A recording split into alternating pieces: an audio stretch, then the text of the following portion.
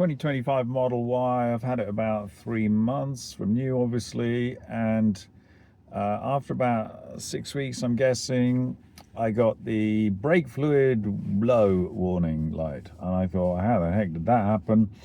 And after a lot of investigation, I realized, oh, first of all, let me tell you what the symptoms were, apart from the sign on the screen.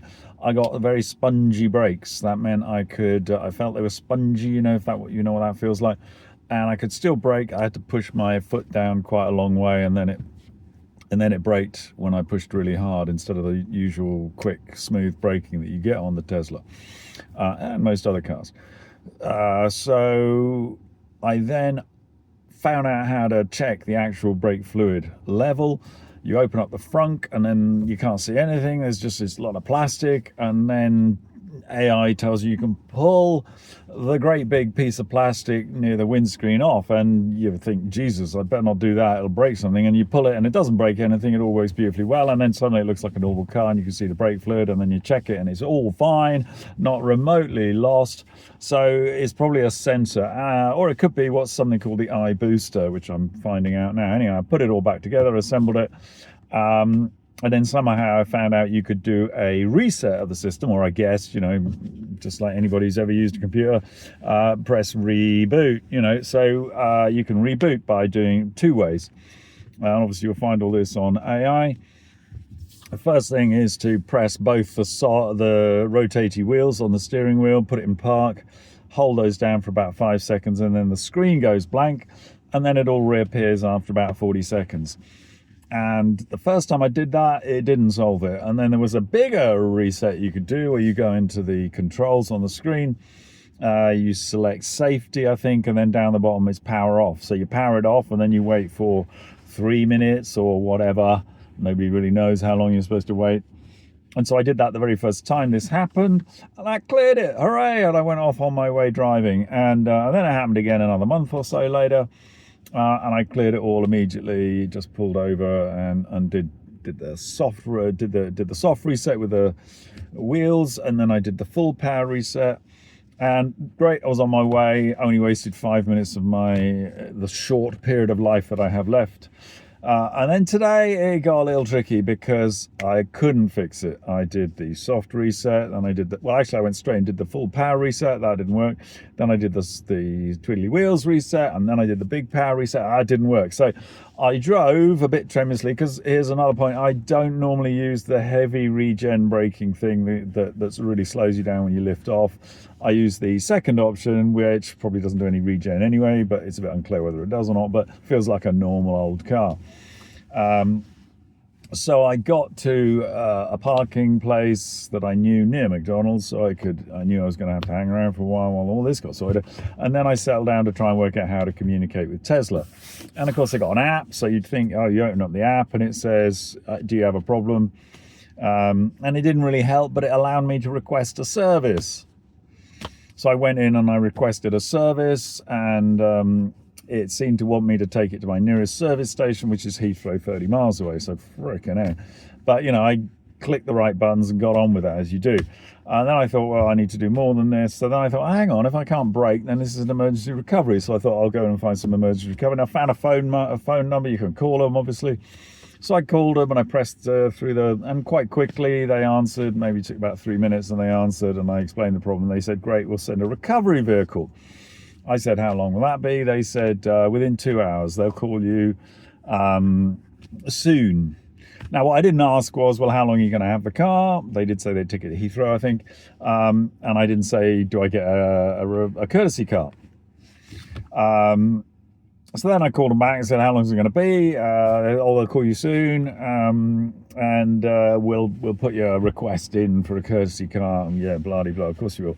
So then I go to McDonald's, I sit there for an hour or so, and then I think, okay, what am I going to do? And I thought to myself, well, actually, I could probably drive this thing, because, a nuance. I then got a reply to my request within the app to take it to Heathrow and get a service. I was just about to cancel that, but I thought, well, I won't cancel it. I'll just see how it all pans out first. I might confuse the issue if I cancel that one. So then I got a message from the service centre saying, oh, we'd love to see you at Heathrow, but we can actually do it mobile. I thought, well, great. Trouble is, I've now called the recovery vehicle. So then when I'm thinking about this, I'm thinking, well, actually, I can drive it. And if I put the heavy regen on, it's probably going to feel pretty much like normal. So why don't I just drive home, which is about 5 miles away, and then I'll wait for them to send their mobile guy. It'd be a lot easier than having to get a cab back from McDonald's. So then I get in the car and I just think, oh, what the hell, I'll just try that soft reset thing because it's quite a tactile experience. I'll press the two buttons, and it clears it.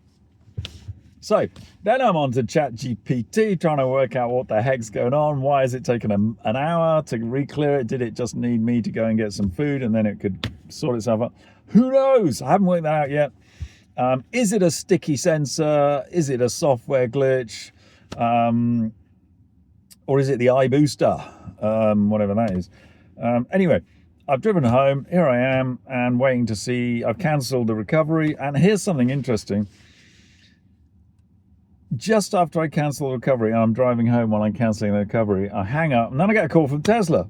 Some other guy, who's actually the fourth person from Tesla I've spoken to today, says, I see you're driving, sir. Does that mean you don't need the recovery? So they're like, they know exactly what's going on when they want to know, but do they know what's wrong with my car? No, because I had to explain 3 times when I'm calling the emergency guys at Tesla. I had to explain 3 times what the problem is. I say, well, aren't you logged in and see what my car is? Because they get all the details of my car in the conversation. But no, apparently not. And yet, as soon as I'm driving, the guy's on the phone saying, do you need the recovery vehicle or not? And here's the other nuance here. Is it the iBooster or is it the sensor in the brake fluid reservoir? And ChatGPT says that the sensor is an easy fix, but the iBooster would be a lot more work. So it's suggesting that if they're willing to come out and do it mobile, it must be the sensor. But then again, you see, that means the technicians at Heathrow are logged into my car looking at it. So if they really are logged in, they could easily have picked up the first time I had this problem, and they could have done something useful, like saying, oh, okay, sir, why don't we come around and fix that crappy thing on your brand new Tesla that you paid 55 grand for? So I reckon they knew, and I reckon they could have known if they wanted to, which is very freaking disappointing, to be honest. Okay, is there anything else I need to say? Because I don't want to have to edit this. Sorry, it's taken 7.5 minutes to get to the point here. Oh, something else I discovered, little Easter egg for you guys that have hung in to the very end. The Joe mode. Somewhere in there, find Joe mode, and that means all the bings and the warnings and the nonsense gets a little bit quieter so it doesn't upset your kids at the back. Oh, and another thing, talking kids in the back, yeah. I don't have any kids, at least not ones that are not big adults.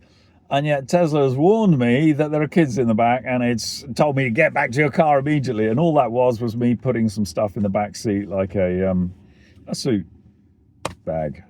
Put it on the back seat and open the door a few times, going back and forth, loading up the car. And it decided there were kids in the back and I needed to rescue them. Hoolah. Have fun, folks.